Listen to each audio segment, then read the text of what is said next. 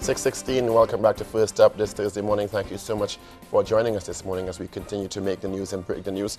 On the line, we have via Skype, we have Opposition Senator Dr. Amery Browne. Dr. Browne, good morning. Thank you for joining us in First Up this morning. Good morning, Paul and Jessamine. Good morning, Dr. Browne. We appreciate you being with us this morning. First of all, the opposition has been making several proclamations through Dr. Keith Rowley, the leader of the opposition, about their thoughts on why this state of emergency may not be necessary at this time, given the fact that the anti-gang legislation could have dealt with many of the issues that we are seeing going through with the state of emergency. Can you comment on that, please? Well, I certainly agree with Dr. Rowley. That is one of the very important points. Sometimes it's not what you do, but how you do it. And the government's approach and implementation of this state of emergency has been extremely poor.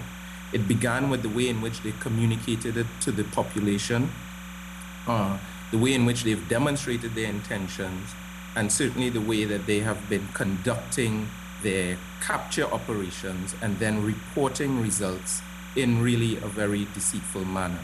Right from the get-go, the Prime Minister came on air and declared a limited state of emergency in advance of the President's signature.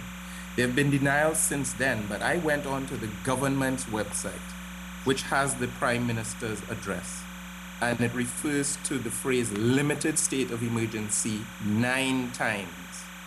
9 times.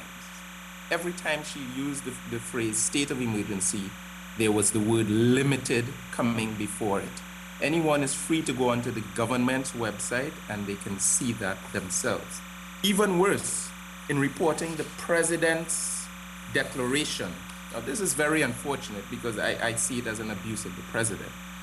The proclamation and emergency powers regulations giving effect to the limited state of emergency signed by the President, George Maxwell Richards.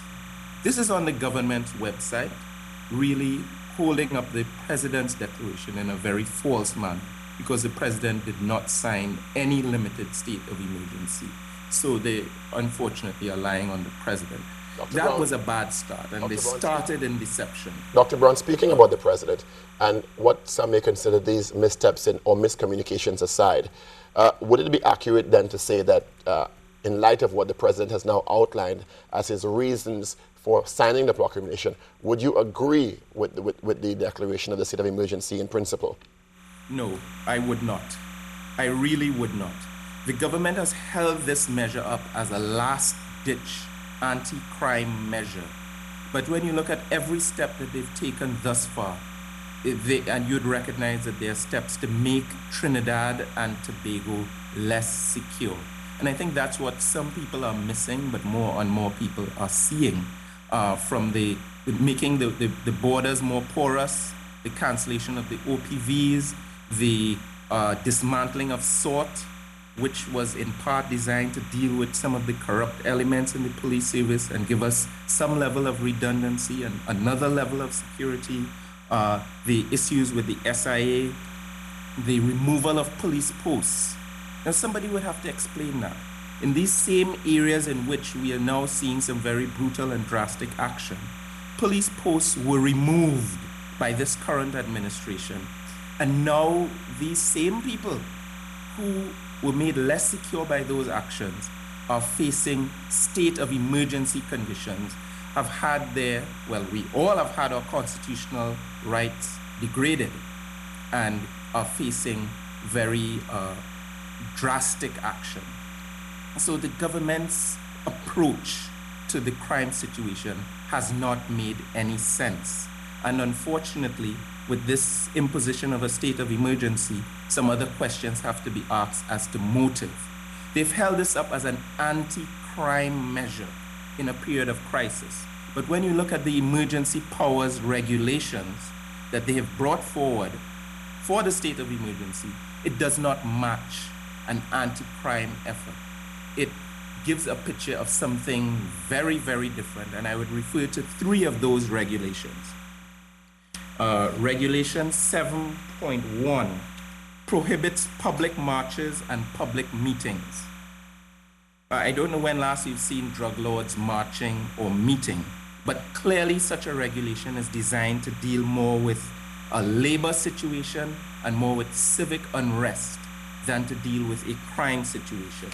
Regulation number 13 prohibits, now listen to this one, Paul.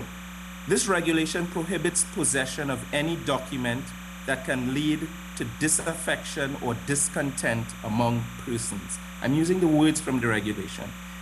Any document that can lead to disaffection or discontent among persons anywhere in Trinidad and Tobago. That is not linked to crime or an anti-crime effort. That's linked, I strongly feel, to the labor situation. And then the other one I want to refer to is regulation number 14 associated with this state of emergency. This regulation bans the use of loudspeakers either on top of a car or loudspeakers being used by an individual, held by an individual. That has nothing to do with crime control. Under these regulations, you can be arrested by a police officer or a soldier without a warrant if he suspects you are about to breach one of those regulations or are committing any of those acts. Do you think this is directly aimed at the planned shutdown and protests by the labor movement, is what you're saying? Well, what I could say is if it isn't, the government owes the population an explanation for the inclusion of these very draconian regulations in their state of emergency declaration and the emergency orders, the emergency powers regulations that have been issued. It would appear to any unbiased observer that those regulations create a scenario in which a different type of control is being exerted. Not a control on the criminals, but control on the civic elements out there that might be uncomfortable with the government of Trinidad and Tobago. Dr. Browne, yes. Yesterday during the lunchtime media briefing, the Attorney General pointed out that because of this proactive action on the part of the government, they were able to avert a major situation developing. And he also indicated that they had put a damper, as it were, or at least made inroads with regard to the drug transshipment situation through and into Trinidad and Tobago, saying that they had managed to choke off a major supply ring to this country. He didn't give out too many details, but he hinted that something huge and disastrous to this country was averted. How would you respond to those statements then? Well, we've seen the Attorney General deteriorate live on television over the last few days, and that is going to continue. He's looking like a very desperate man, and the government is getting more and more desperate to claim results because the population is becoming extremely impatient with what is clearly a smokescreen job. Every day they're going to be coming on television claiming results with no proof whatsoever. You saw what happened on Nelson Street and other parts of the country, including Cocorit, which is in Diego Martin Central, where they pull up with a truck. If there are young men liming on the block in broad daylight, they are harvested sometimes or in the night. And then to come and claim 117 gang members and gang leaders were, captured, that would be the better word to use as opposed to arrested, captured.